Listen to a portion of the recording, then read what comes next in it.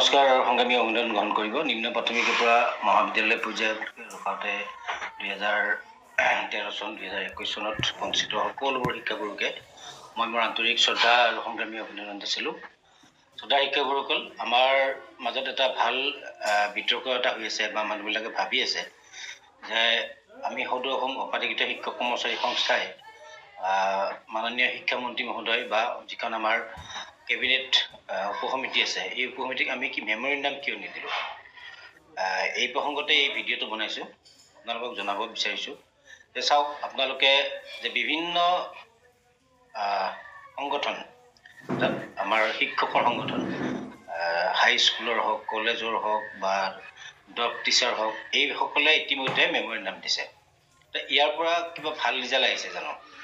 এই মেমৰিণ্ডামবিলাক কেৱল দিছে আৰু শিক্ষামন্ত্ৰী মহোদয়ে কৈছে যে আমি এইবিলাক তন্নতন্নকৈ পৰীক্ষা কৰি আছোঁ, চাই আছোঁ।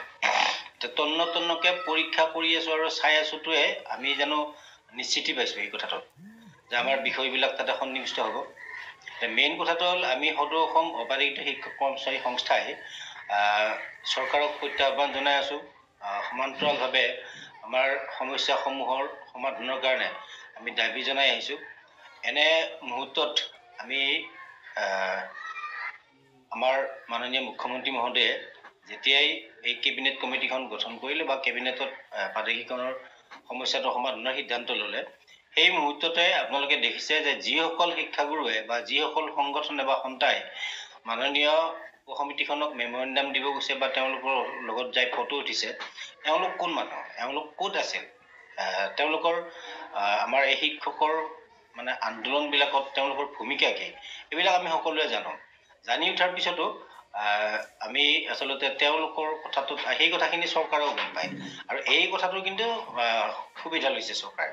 এতিয়া চাওক, এই যিমানবিলাকে মেমৰিণ্ডাম দিলে, মেমৰিণ্ডামখন দি থৈ আহিল, কিন্তু তাৰ বিপৰীতে এখন মাইণ্ড নোটছ হৈছে নেকি বাৰু?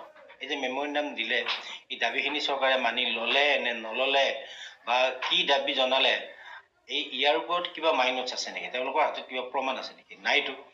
আৰু আমি সদৌ অসম অপাধিকৃত শিক্ষক কৰ্মচাৰী সংস্থা একমাত্ৰ এটা সংগঠন যিয়ে চৰকাৰৰ এই উপসমিতিখনৰ লগত আলোচনাৰ দাবীদাৰ হৈ আছোঁ। আৰু আমি ইতিমধ্যে প্ৰশাসনক জনাইছোঁ, মাননীয় শিক্ষামন্ত্ৰী মহোদয়ক জনাইছোঁ যে আমাক মাতিব লাগিব। আমাক মাতি আমাৰ লগত আলোচনা নকৰিলে আমি এই যিখন তেওঁলোকক আমাক নামাতাকে প্ৰস্তুত কৰিব খোজা যিখন প্ৰতিবেদন, এই প্ৰতিবেদনখনক আমি কোনো কাৰণতে মানি নলওঁ।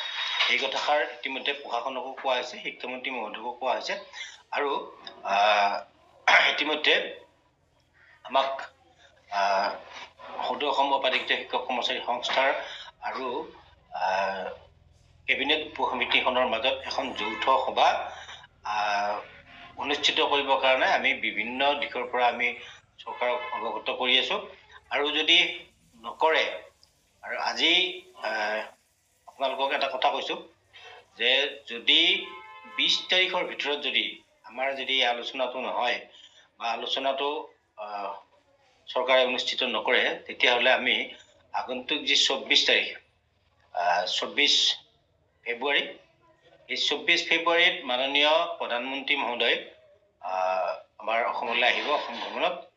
আৰু তেতিয়া আমি সদৌ অসম অপাধিকৃত শিক্ষক কৰ্মচাৰী সংস্থাই এটা তীব্ৰ প্ৰত্যাহ্বান সৃষ্টি কৰিব লাগে। চৰকাৰখনে আচলতে আপোনালোকে ভাবকচোন বাৰু, তেওঁলোকে প্ৰাদেশিকৰণ কৰাৰ প্ৰস্তুতি লৈছে, নটিফিকেশ্যনখনত ধুনীয়াকৈ উল্লেখ আছে যে আমাৰ শিক্ষক সংগঠনৰ লগত আলোচনা কৰি, আমাৰ লগত মত বিনিময় কৰি তেওঁলোকে প্ৰয়োজন বোধে আইনখনৰ সংশোধন কৰি হ'লেও এই শিক্ষক কৰ্মচাৰীখিনিক প্ৰাদেশিকৰণৰ আওতাত ল'ব লাগে।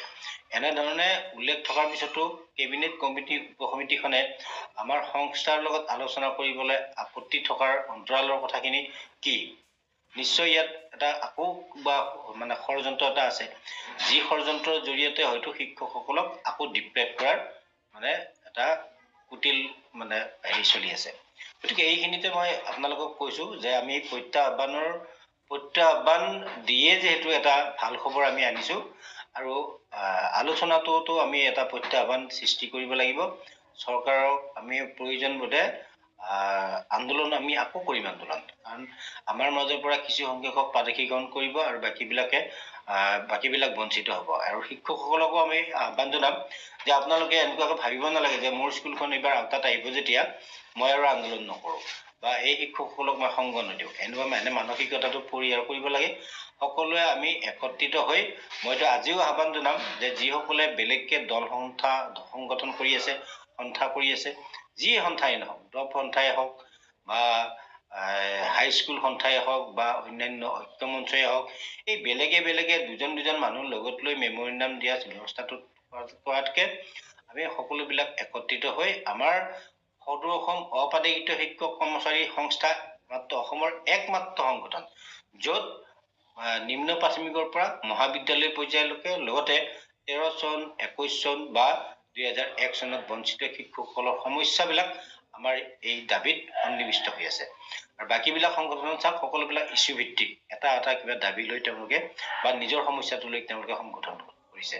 আৰু এই নিজৰ এটা দাবী লৈ বা নিজৰ সমস্যাটো লৈ কৰা সংগঠনটোৰ স্থায়িত্ব বা যিয়ে নহওক, সেইবিলাক যিয়ে নাথাকক, এইবিলাক আমাৰ ইমান বিচাৰ্য বিষয় নহয়। কিন্তু আমি জানো যে সকলোবিলাক শিক্ষক কৰ্মচাৰী একত্ৰিত হৈ যুঁজিলে আমি যেনেধৰণে বিচাৰোঁ তেনেধৰণে হয়তো আমি দাবী কৰি আইনৰ সংশোধন কৰি এই যে চৰকাৰে কৈ আছে যে ড্ৰপ শিক্ষকক আৰু আমি ইয়াতে আওতাত নলওঁ, এইবিলাকতো আমি বাধ্য কৰাব পাৰিম। আৰু সেইখিনিকে আহ্বান জনাইছোঁ, আপোনালোক সাজু হৈ থাকক। যদি 20 তাৰিখৰ ভিতৰত যদি আমাক মাতি আমাৰ কেবিনেট উপ সমিতিখনৰ লগত যদি আমাৰ আলোচনা নহয়, তেনেহ'লে আগন্তুক যি 24 ফেব্ৰুৱাৰীত মাননীয় প্ৰধানমন্ত্ৰী মহোদয় আমাৰ অসমলৈ আহিব, সেইদিনাখন আমি বিক্ষোভ প্ৰদৰ্শনৰ কাৰণে সকলোবিলাক শিক্ষককে সাজু হৈ থাকিবৰ কাৰণে আহ্বান জনালোঁ। ধন্যবাদ।